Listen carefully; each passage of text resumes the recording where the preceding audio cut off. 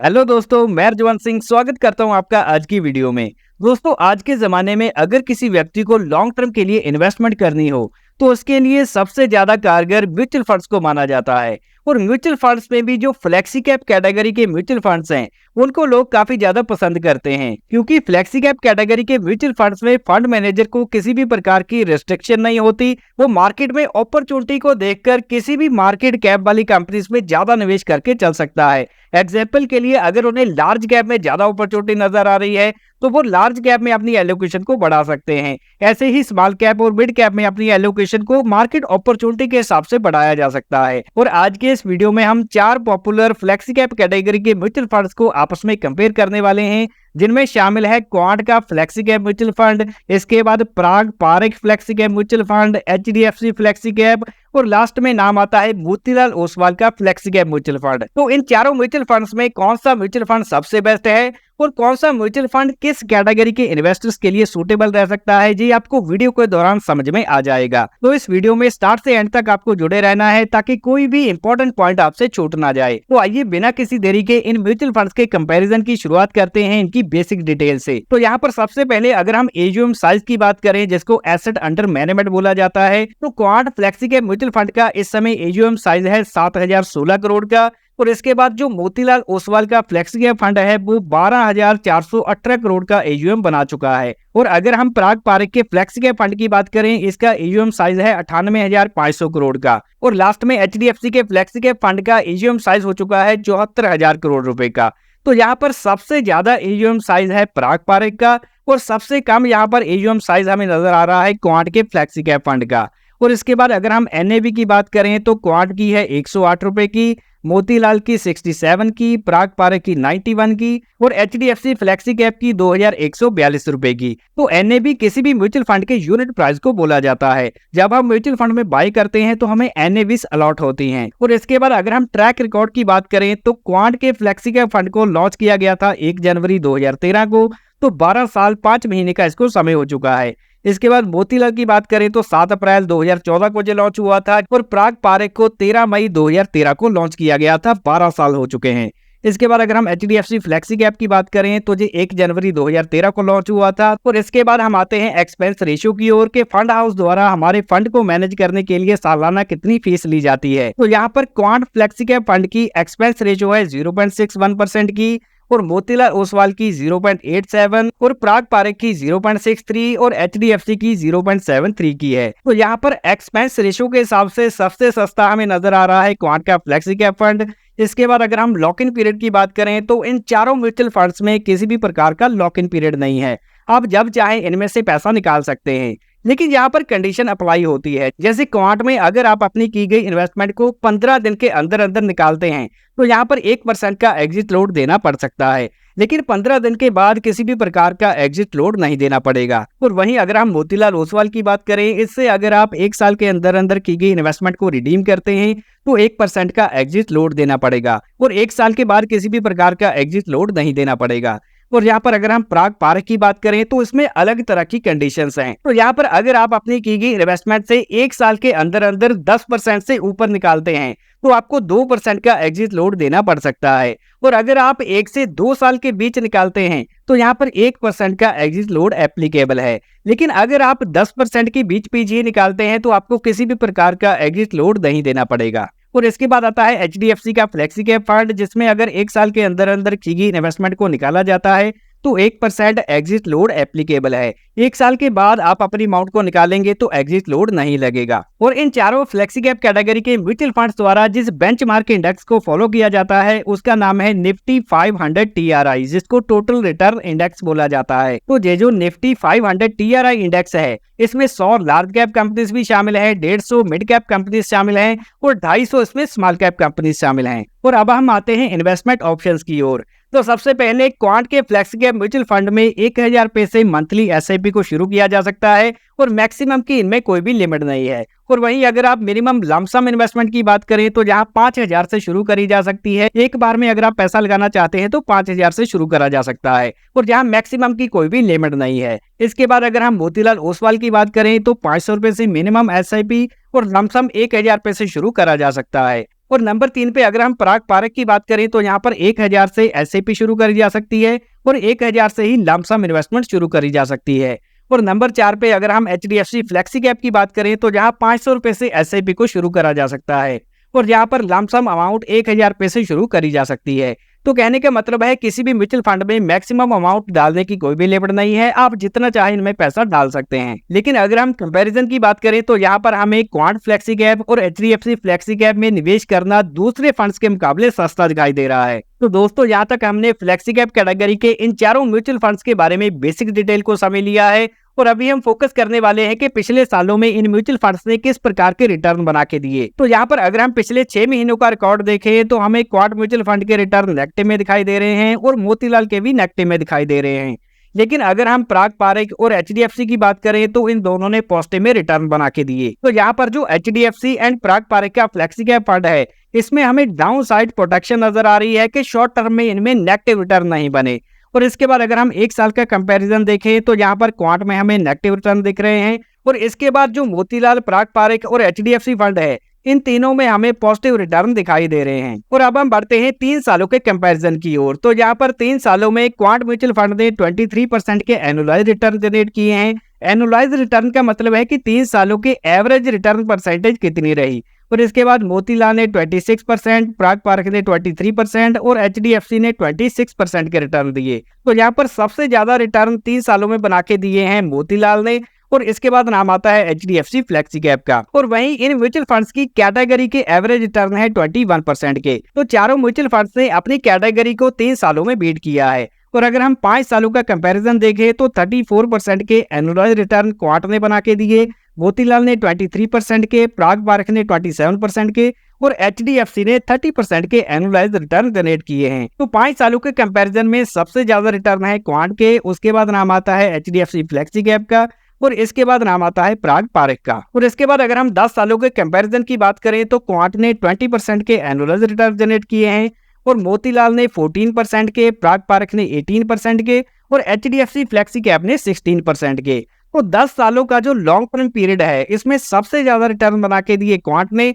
और उसके बाद नाम आता है पराग पारक का और उसके बाद आता है एचडीएफसी फ्लेक्सी कैप का। और जो मोतीलाल का फ्लेक्सी कैप फंड है इसने 10 सालों के टाइम पीरियड में सबसे कम रिटर्न बना के दिए हैं। तो यहाँ पर अगर हम सीधा सीधा अनुमान लगाएं तो हमें ये बात समझ आ रही है कि इन चारों म्यूचुअल फंड्स ने अपनी कैटेगरी को शॉर्ट से लेकर लॉन्ग टर्म में बीट किया है। और इसके अलावा अगर हम एग्जांपल द्वारा समझने की कोशिश करें कि अगर किसी व्यक्ति ने 10 साल पहले इन चारों म्यूचुअल फंड्स में 1-1 लाख का निवेश किया होता तो उसके कितने पैसे बन गए होते। तो यहाँ पर अगर हम सबसे पहले क्वांट म्यूचुअल फंड की बात करें, अगर किसी व्यक्ति ने 10 साल पहले इसमें 1 लाख का निवेश किया होता तो आज तक उसके 6,33,000 बन गए होते और मोतीलाल ओसवाल में 3,93,000 बन गए होते और पराग पारक में 5,56,000 और एचडीएफसी फ्लेक्सी कैप में 4,70,000 तक बन गए होते और इनकी कैटेगरी के हिसाब से एवरेज रिटर्न होते 4,17,000 के। तो यहाँ पर सबसे ज्यादा रिटर्न बना के दिए हैं क्वांट ने, उसके बाद नाम आता है एचडीएफसी फ्लेक्सी कैप का और फिर पराग पारक का। और लास्ट में अगर हम मोतीलाल की बात करें तो 10 सालों में इसने सबसे कम रिटर्न बना के दिए हैं। तो दोस्तों हिस्टोरिकल एनुअलाइज रिटर्न देखने के बाद अभी हम इस बात पर फोकस करने वाले हैं कि पिछले 5 सालों में किन म्यूचुअल फंड्स में एक अच्छी स्टेबिलिटी दिखाई दी। तो यहाँ पर आपके सामने जो चारों फंड्स के चार्ट दिखाई दे रहे हैं इसमें अगर आप देखोगे तो स्टेबल चार्ट हमें नजर आ रहे हैं। सबसे पहले एचडीएफसी फ्लेक्सी कैप का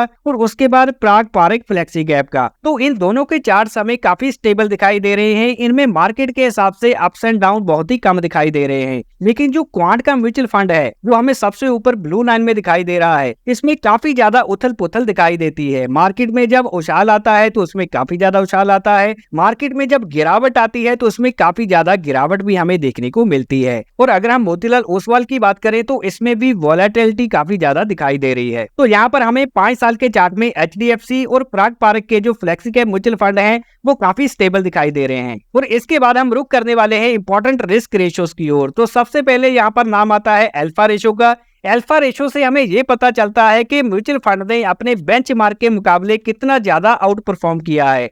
तो ये नंबर जितना बड़ा होता है उतनी ही आउट परफॉर्मेंस ज्यादा होती है। तो यहाँ पर सबसे पहले क्वांट फ्लेक्सी कैप का अल्फा है 3.17 का, मोतीलाल का 7 का और पराग पारक का 6.98 का और वहीं एचडीएफसी फ्लेक्सी कैप का 8.02 का। तो यहाँ पर सबसे ज्यादा अल्फा जनरेट किया है एचडीएफसी फ्लेक्सी कैप ने, उसके बाद नाम आता है मोतीलाल ओसवाल का और लास्ट में नाम आता है पराग पारेख का। और सबसे कम अल्फा हमें दिखाई दे रहा है क्वांट के फ्लेक्सी कैप का। और इसके बाद बात कर लेते हैं बीटा रेशो की कि मार्केट सेंसिटिविटी किस प्रकार की है, कि अपने बेंचमार्क के मुकाबले इस म्यूचुअल फंड में किस प्रकार की वॉलेटिलिटी देखने को मिलती है। तो जी नंबर अगर 1 से कम हो तो उसको कम वॉलेटाइल माना जाता है, और 1 से ज्यादा हो तो जी हाई वॉलेटिलिटी की कैटेगरी में आता है। तो यहाँ पर सबसे ज्यादा बीटा है क्वांट का 1.09 का। तो इसमें जो वॉलेटिलिटी है वो काफी ज्यादा है, मार्केट के अप डाउन के साथ इसमें काफी उथल पुथल देखने को मिलती है। इसके बाद आता है मोतीलाल ओसवाल जिसका बीटा है 0.90 का। तो इसमें अपनी कैटेगरी के मुकाबले कम वॉलेटिलिटी है।